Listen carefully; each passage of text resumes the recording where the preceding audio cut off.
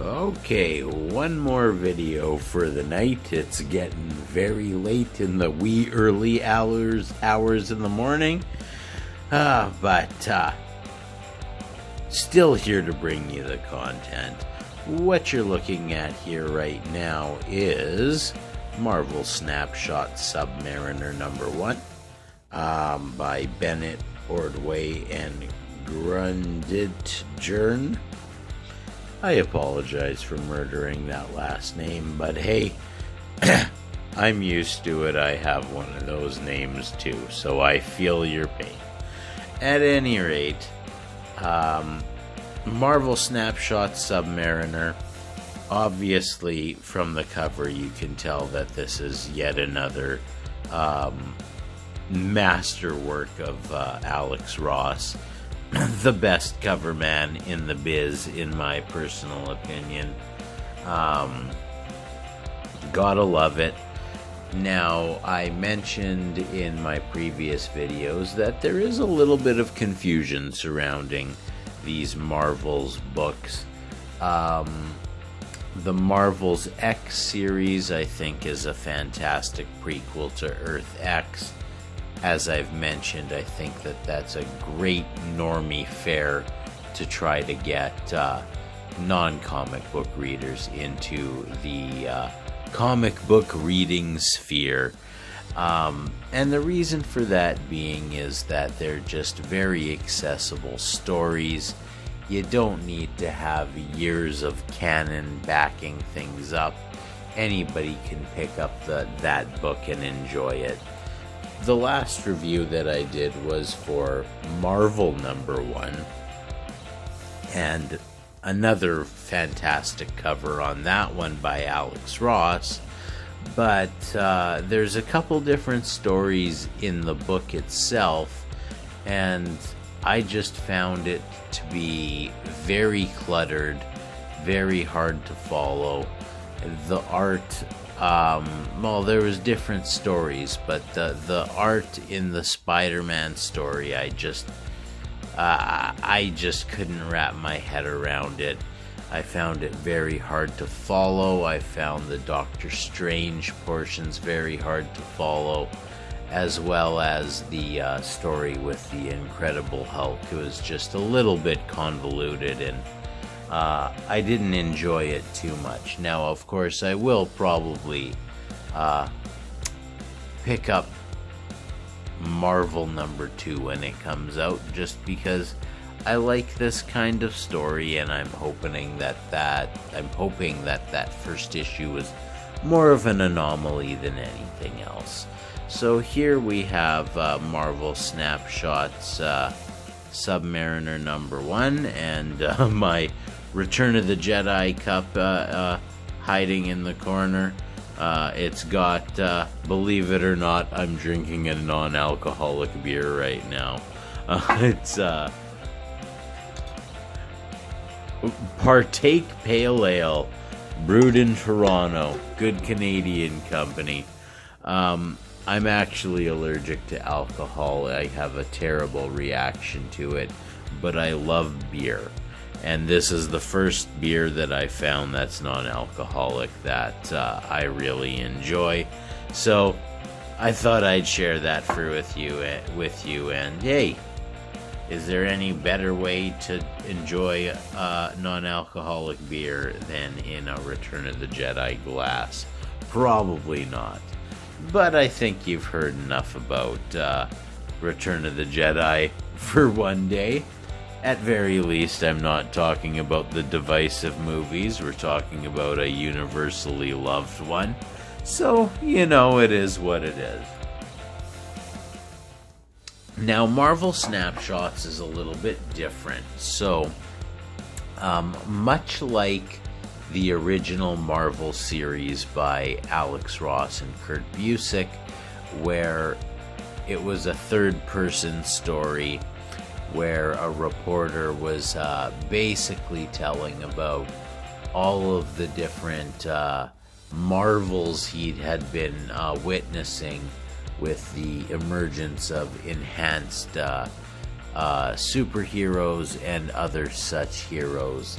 like Thor, the God of Thunder, and Spider-Man, everybody. And of course, it was all done with just the most beautiful art that you're ever gonna see in comic books. So this one is kind of similar to that, where the Submariner is the plot point, but he's not really the main character in the story. The main character in the story is a woman that is in love with him. And so let's get into the story. Flip some pages here.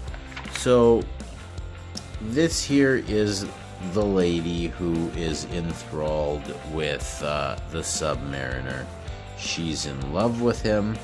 Nothing special is happening here. Not gonna go into too much detail. We got another one of these advertisements for Empire from Empire Hulkling, which of course I'm pretty sure nobody cares about. So here we have our lady friend. I can't remember her name offhand, but hey, it doesn't really matter. She is the blonde lady, and she's happy to see Namor, who is dressed in street clothes, and she wants to take him to an amusement park. So they go to the amusement park here. Really nice drawing of Coney Island with New York cityscape in the background. I really like stuff like that. And of course, they go to the carnival, and it's an interesting conversation here. How she asks him how long Atlanteans live, and he remarks that his grandfather lived 600 years, but since he's half human, they don't know. Maybe he will live half that time, or maybe he'll live double that time. So they're at this little carnival here, and you get to see a very different version of the Submariner here. The Submariner is generally a brooding character that is not particularly happy with humankind and their pollutions of his oceans. Of course, him being, the king of Atlantis. And there's also some interesting comic relief in here too. They joke around a little bit. Knowing the longevity of these lives, she asks him, so what do wives in Atlantis get on their 100th wedding anniversary? It was a joke, and the Submariner Namor's response is, they get herring. A frivolous answer to a frivolous question. So that's sort of, that's more falling in line with the Submariner's personality, but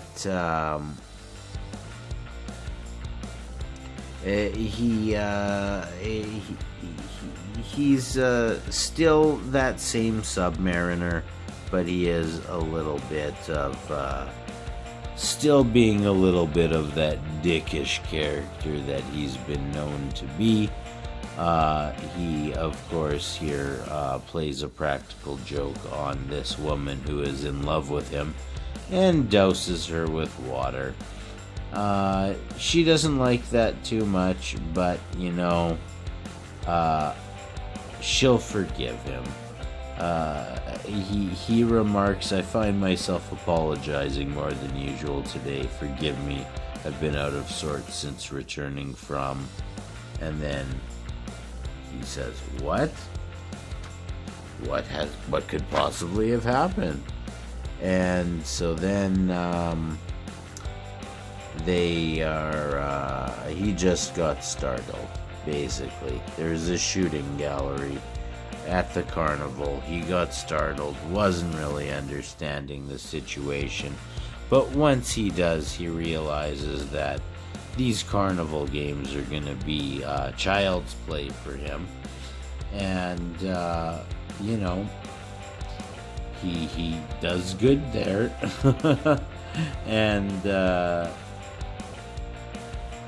and all of this stuff here, he's you know, helping out the others around him, and she remarks that this is why she loves him. Now we flip the page, and it's also, I should say, it's really odd too, because as far as I know, the only love interest that the Submariner had was with Sue Richards, or Sue Storm, whatever you want to call her. She was probably Sue Storm at most of those times. And it just seems very strange that there's another love interest in here. And at which point Namor in street clothes here gets attacked by a giant mechanical shark. Namor goes at him, gives him a nice little beating, punches him in the chest, which reveals that this is a cyborg Nazi shark. So, you know, Namor comments, "How dare you wear that symbol here?" Nobody likes Nazis, so nobody's gonna like that too much. So Namor beats the hell out of this guy. They have to evacuate the park. Now Namor's still fighting Shark Nazi Man, and his love interest here says, "Namor, you have to take this out of the park. There are too many civilians here. You'll bring down the whole." And then he interrupts, says what was wrong with him. He knew better. Whatever was wrong, I'd been a cop long enough to know when I needed backup. So backup is called in. Once again, we get another ad for an Empire crossover that I won't be partaking in. These crossovers for Marvel they're just becoming way too commonplace. I'm more subscribed to the idea of, if you're gonna do a crossover, do it in something like these Marvel's books, or do it in something like a few months back they had, I believe it was a 5-part mini-series called Contagion, and that brought together a crossover of all sorts of different heroes, and it was all self-contained in a very small mini-series, not having all of these 84 add-ins like they did for Absolute Carnage, where, you know, the first couple issues written by Donny Cates were really cool, but then they start adding in all of these ridiculous little stories to tie in. Like, now don't get me wrong, the Venom stories tied in well, the Spider-Man stories tied in well, but many of the other stories did not tie in well. The prime example being the Captain Marvel tie-in, which was not even originally announced to be part of the series, and was totally shoehorned in there for absolutely no reason. It was a terrible book, and it had no place in Absolute Carnage, and unfortunately, as that series rolled on, it just kind of unraveled. So back to our story here. Sorry for the little sidetrack. We're getting some police activity coming up, but the amusement park has been saved. Now, I really like this drawing here. I really like the Captain America with America and what I like to refer to as Boy Wonder Bucky Barnes, because I'm pretty sure that he's just a ripoff of Robin. But it is what it is, and great picture. Love the torch in there, it's fantastic. So now they're back here having some meetings with the Avengers, and Namor taking on his foe here. The comment is made, hey, I look subby. I wasn't really a Nazi. It was just business with them. Namor responds, and you think that makes you guiltless? Not a Nazi, you have the same blood on your hands. So they're still here saving the amusement park. You know, Namor never gets along with anybody too well, so it's not too surprising that he's not having the best relationship with Captain America at that point. He just wants to take out this Nazi shark cyborg guy and basically tosses him into the water. And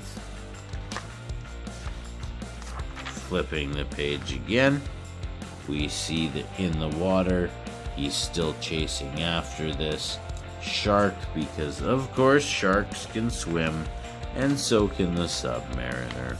But he does capture him here, he does pull him to shore, at which point Captain America's there waiting.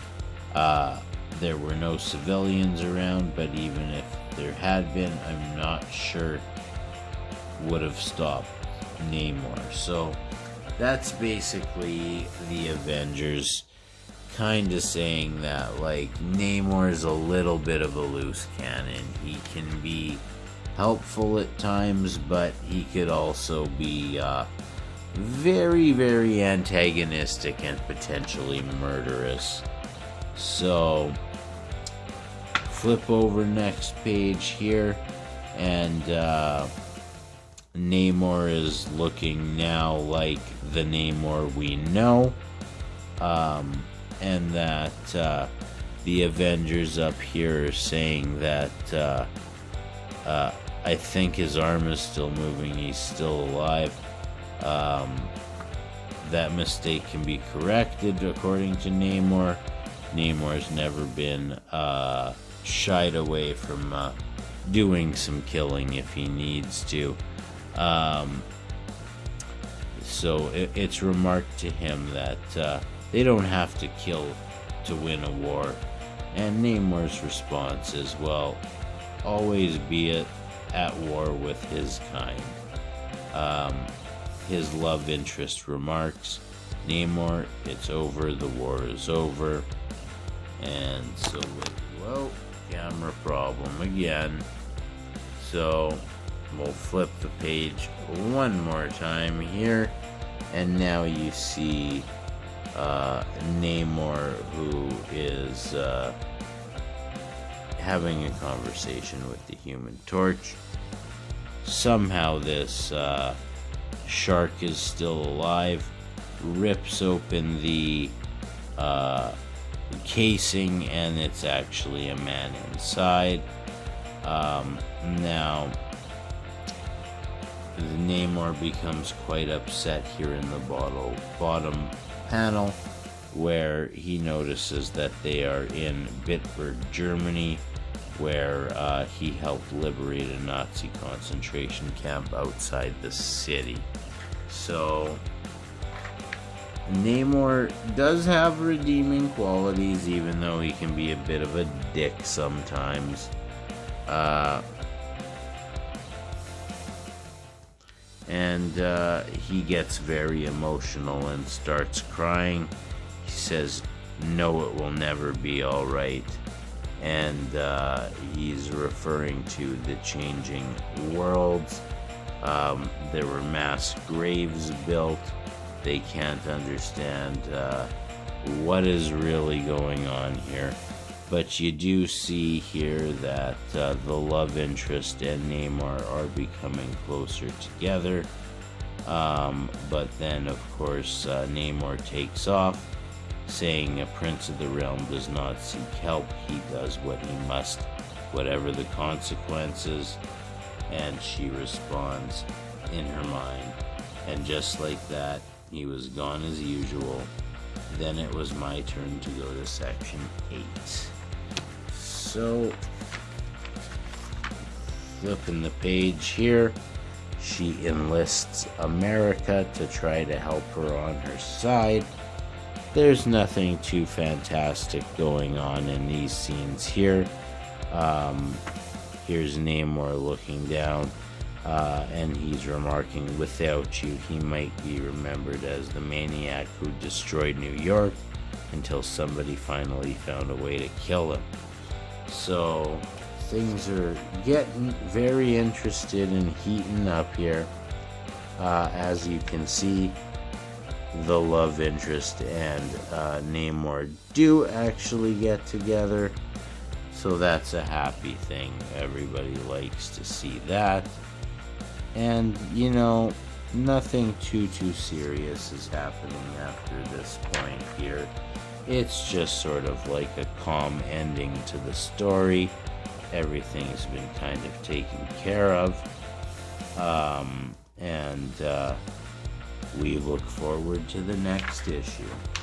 This looks like it's the cover of the next issue. Alex Ross doing his thing again.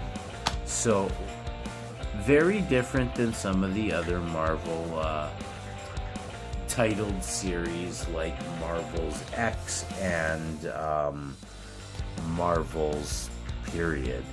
So from this one, from what I understand, is each issue is going to be told from the perspective of somebody not the superheroes.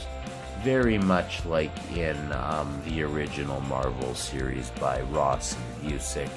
I think that's really cool. I think that that's going to provide a different sort of view of those characters. And I will very much stand by my previous statements where I say that I really think that these Marvel snapshot type things, these Marvel X things, things like Earth X, stuff that's not really part of canon. Kingdom Come by Alex Ross and Mark Waid is an absolute masterpiece. That's not part of canon. A bunch of the DC Black Label stuff is absolutely fantastic, featuring some of the best art you're gonna see around.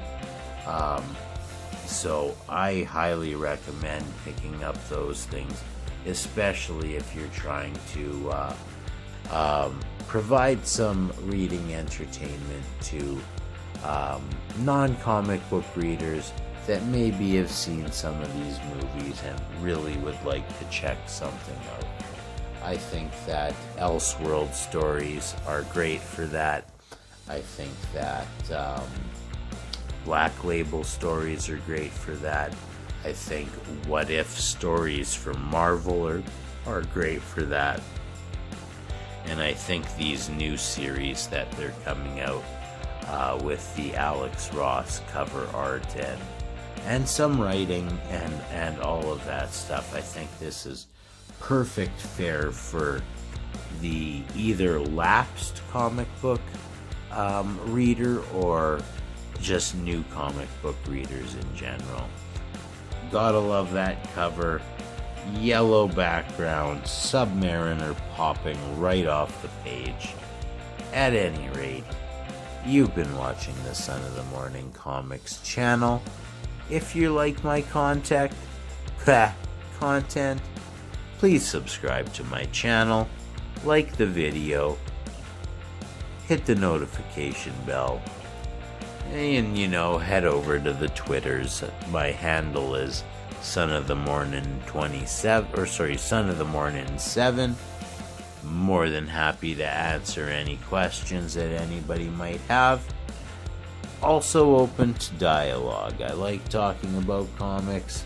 If you agree with what I've been saying in these videos, great. If you disagree, let's talk about it. Of course, I would like everybody to be civil in the comments. There's no point attacking each other. If anybody needs to be attacked, just attack me. I'm fine with that. So, thank you for joining me here on the Son of the Morning Comics channel. We will be back tomorrow with many more reviews. Some indie, some big too. You just never know what's gonna happen.